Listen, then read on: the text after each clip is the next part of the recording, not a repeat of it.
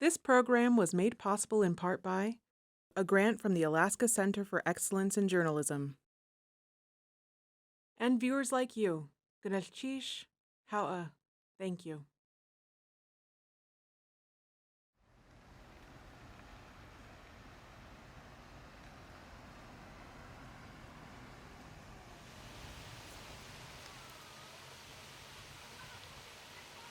I definitely see safety in the community as, it's a principle that I care a lot about.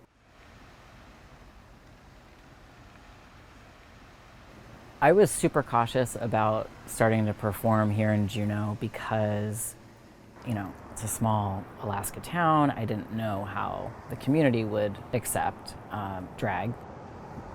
Even in a place where maybe the show is embraced, that doesn't necessarily mean that when you go out in the daytime as a, to some degree, less than typically masculine man, that you're going to be embraced in the same way. There were plenty of allies in the community.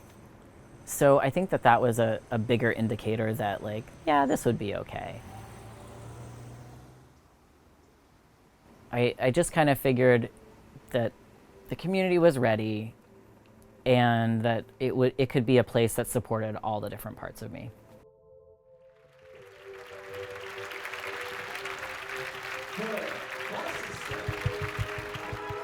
I'ma say it with my chest now. I got you figured out. Take me there like nobody else. It's so unfair. I get you all to myself. I like it like that. Yeah, yeah, yeah. I like it like that. Yeah, yeah, yeah.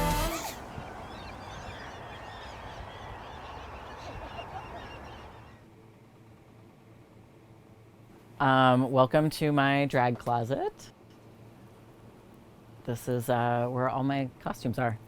And you wouldn't know it, but this is totally organized, category of costume down the line.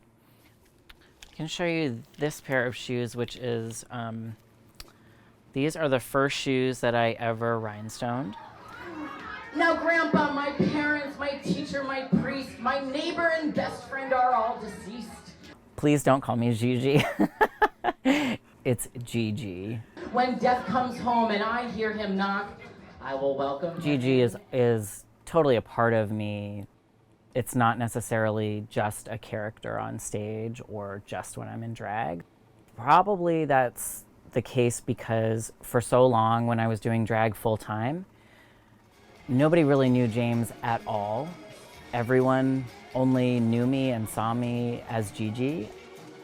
There was a drag scene in Juneau when I got here. Gingivitis and Vanessa Lavoche Kelly, they were really kind of the center of the scene here and trying to build a queer space. And, it was very small, but it was something. The drag community in Juneau now is huge and amazing. We call it the Juneau Drag Family, and it's just exploded.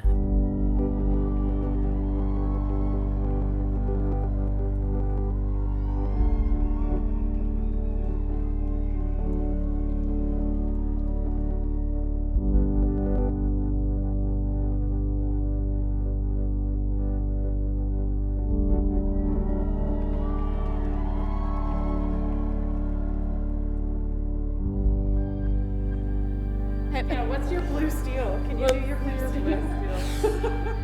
Am I can't even keep a straight face right now. It's hard. I'm Jose Cuervo, and I'm drag king.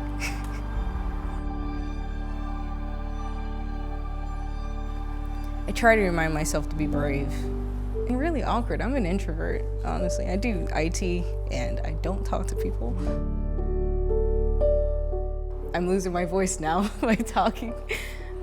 I don't know, it's a more confident side of me. It's the side of me that's outspoken, ready to, go blow for blow kind of thing. So, yeah.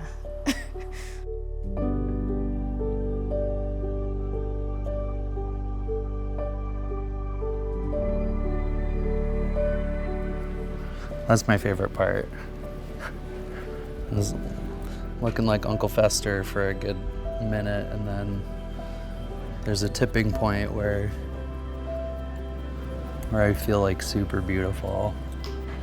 That's honestly why I do this, is I like feeling pretty. My name is Ricky Tagaban. I'm also known as Latuya Hart Monroe. I'm a Tlingit two-spirit weaver from Juneau, Alaska. I think with my drag persona, it's hard sometimes for me to focus on like one narrative, because sometimes I want to talk about really hard, delicate things.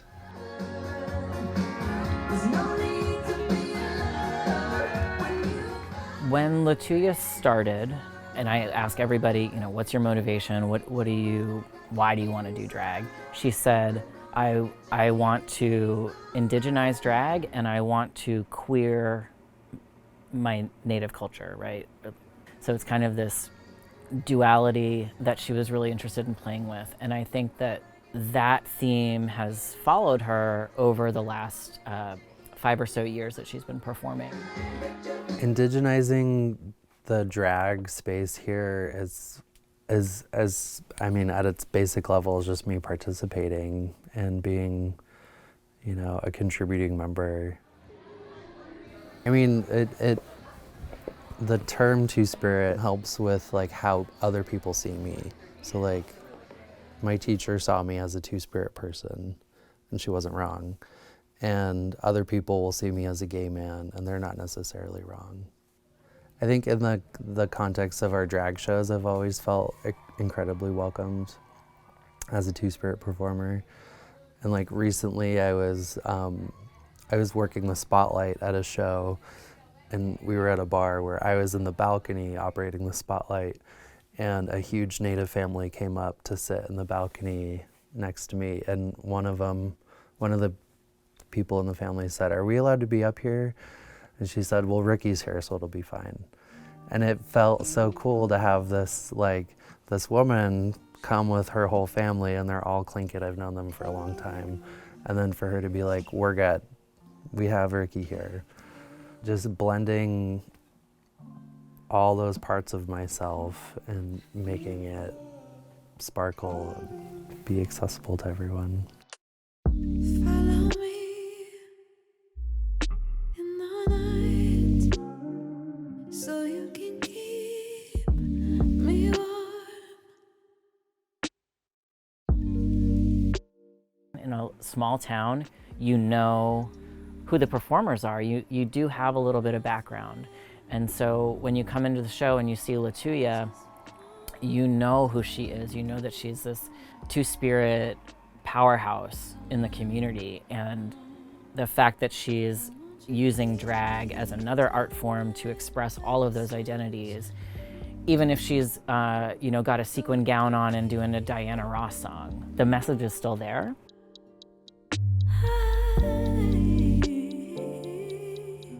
And won't you keep me into the night or where the sun shines? And the other thing I think that's really powerful is just that we're here doing drag on Tlingit land, and to have that connection about taking up space and reclaiming space, and how queer people take up space, and what is a safe space for any group of people. I think all of those questions kind of converge on the drag stage and in that room for those couple hours.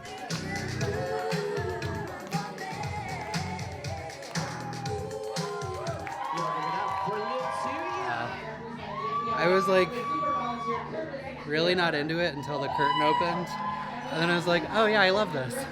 When she chooses to step out and be very forward about her Indigenous identities and culture, I think it's like this laser focus thing, like, and she just is like here in a way that we just don't really get to see in any other way.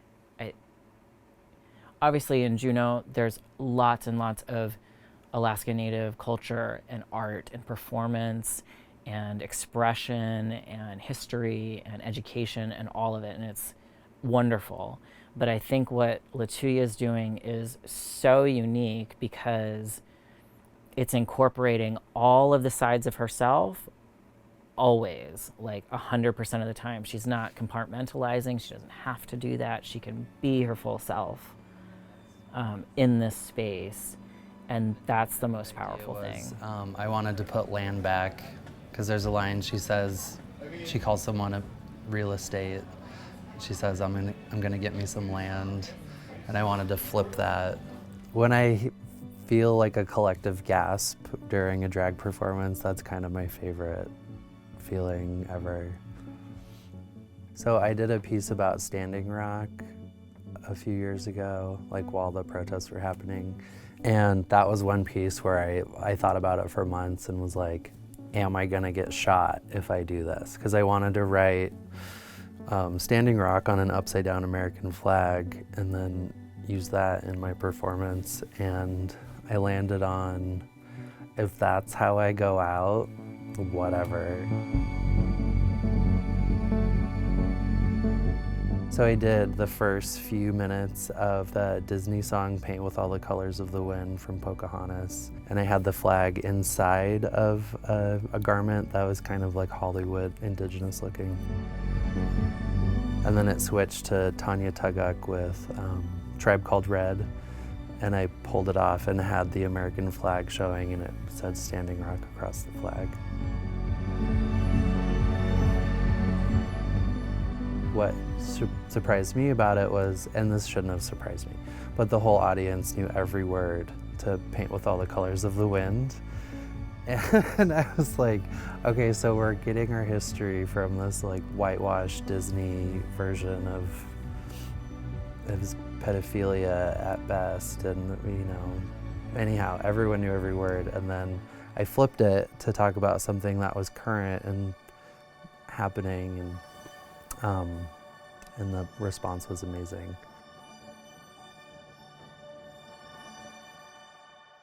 It's not about like how you put your makeup on or how you pick out a costume, because I think that's really individual. Like those are individual choices. But it's kind of like, what do you do with it? You know, once you're in drag, like why are you doing it? What is the whole point? And what are you trying to convey?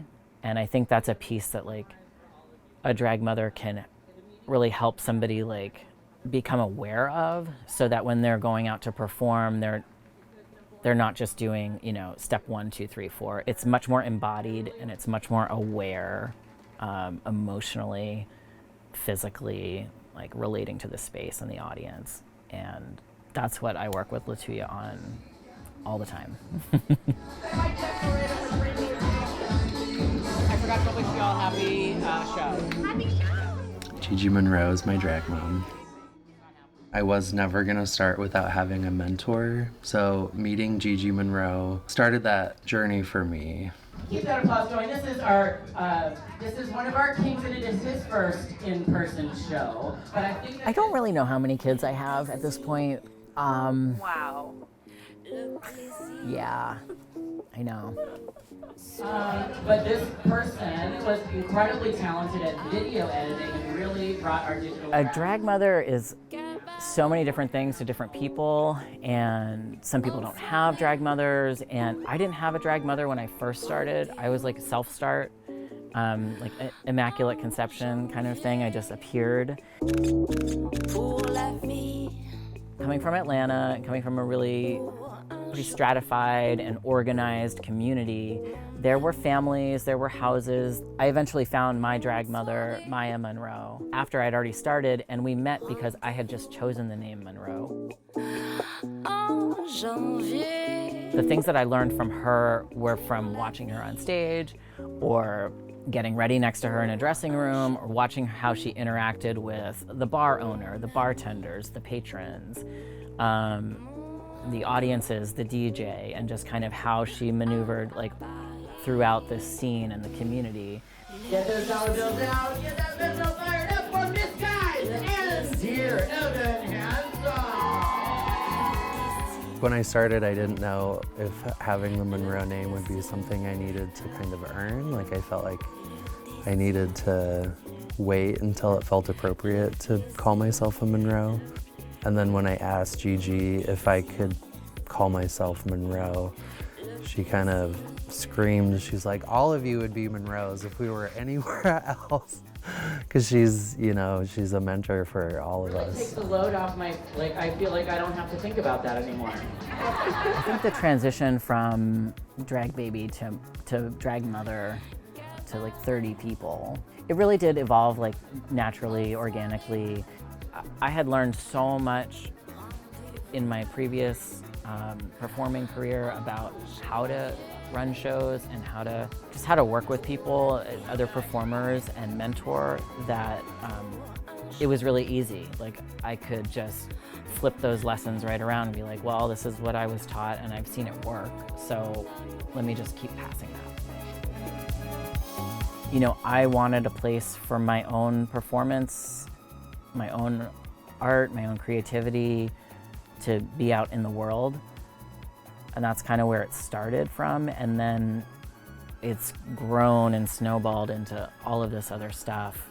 And I think that my goal now has really shifted. It's had to focus on providing, you know, support and a sense of community for performers to just be able to express themselves and learn how to do this craft in a really high quality way, first and foremost. And then I think the secondary motivation is around creating a culture here and like creating a scene here where drag is understood. It's seen for what it is, which is a queer art form that anybody can take part in.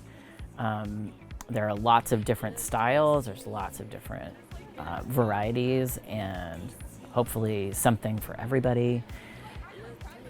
And it just feels like it's a necessary piece of like the arts and culture scene in a community.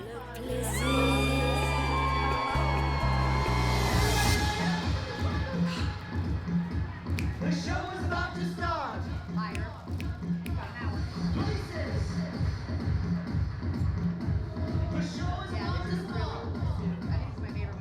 Do you remember the first time that you saw a drag king, or the first one that you connected with where you could see yourself doing what they were doing? Oh man, that's a good one.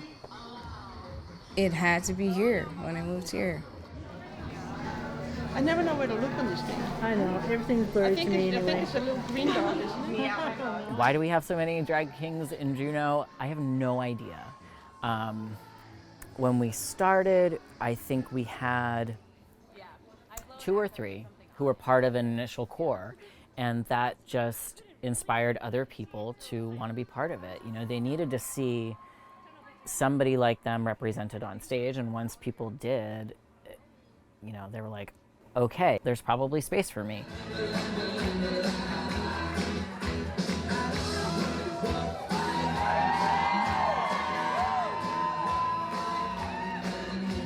I think traditionally there's not a lot of space for drag kings in drag queen shows, and it's because people don't even consider that that could be. It's such a strange dynamic, and always one that bothered me.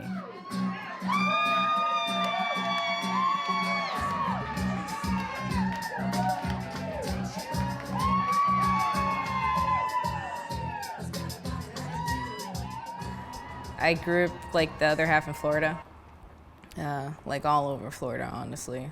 I've been to a few drag shows, and I can't remember, but I know like the scene was predominantly drag queens, and like I always thought it was interesting, and I never had like or knew of or done the research of like many like drag kings in the area. Seeing Taquan on stage, like that was one of my first shows, and I was like, holy, that's awesome.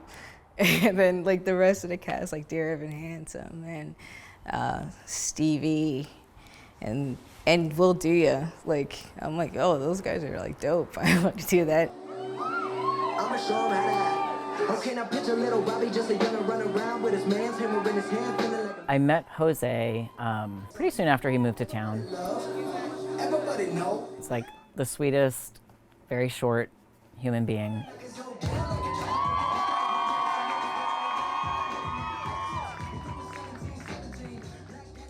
You know, when I talked to him about like why he was interested in drag and what made him want to do it, he did give the impression that it was about, you know, more than just kind of going out there and having fun.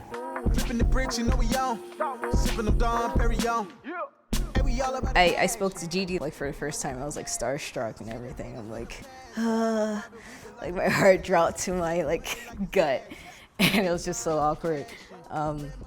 But like, yeah, she was like, yeah, whenever you're ready, you know, just let me know.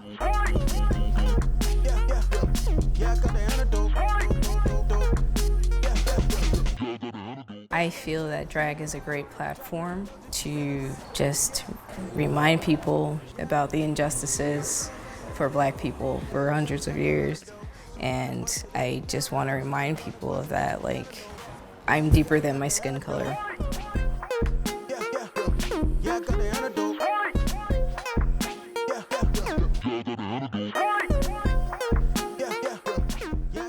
When someone like Jose can like start the conversation with a really powerful performance that is also entertaining and fun and it's great music, then there's an opportunity to follow up with some conversation and some action.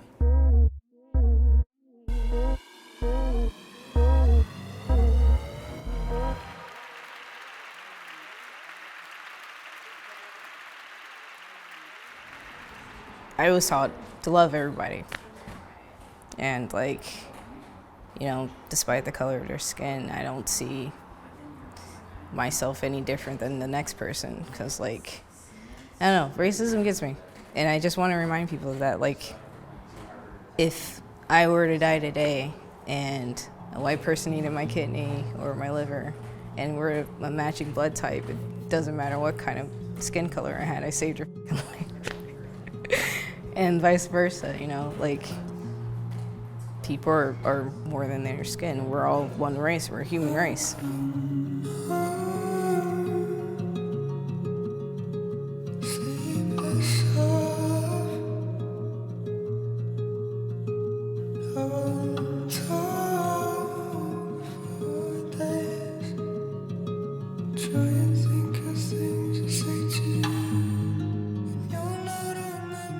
I think there's a few different pieces about safety, and one of them is like, as a performer, drag has allowed me to explore a lot of different parts of myself and really deeply, and I want everybody to have that experience.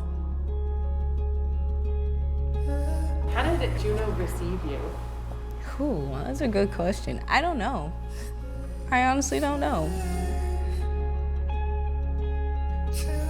If someone says, hey, you're Jose, and I'm like, yeah. And they're like, you're amazing, and I'm like, okay. Like, thank you. I'm glad you like it. Like, I don't know, I'm just like flattered. Like, Jose is like the other side of me. It's my other, it's the part of me, you know, like, kind of things that I feel deeply about, and I wouldn't talk about something that I don't feel deeply about. So.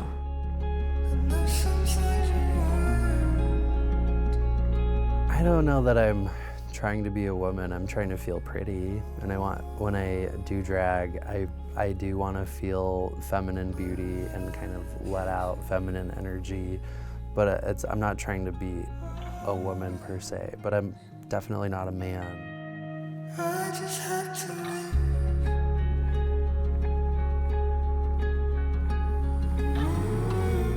Our shows are really a safe space, and I mean, Alaska is as liberal as Juneau is, and there's so many pockets of like liberal places. Alaska is still very conservative. I think it's such a powerful art form to test boundaries and push boundaries. And I think the other piece of the safety thing is like audiences who come to the show feel really safe. Like that's a hugely important facet for me too. I've certainly worked in a lot of bars and nightclubs where that was not the case, but it's really important for me to like use the fact that I have a microphone and that I have a captive audience to talk about respect and safety. And we can get really serious at times, but do it in this context that it tries to make that information accessible and that message embraceable by a pretty diverse audience. I think that's about like actively creating the culture that you want to live in. We're trying to plant some seeds.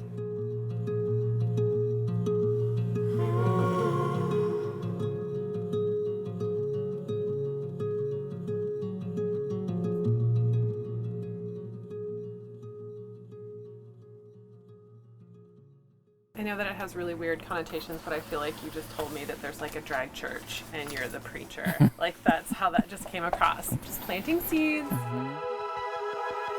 I'ma say it with my chest now.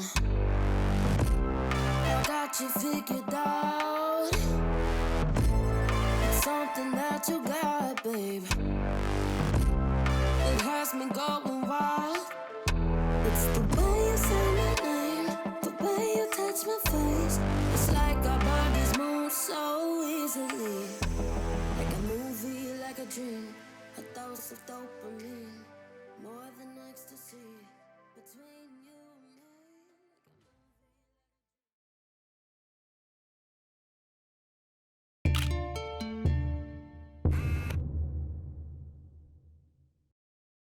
This program was made possible in part by a grant from the Alaska Center for Excellence in Journalism. And viewers like you. Thank you.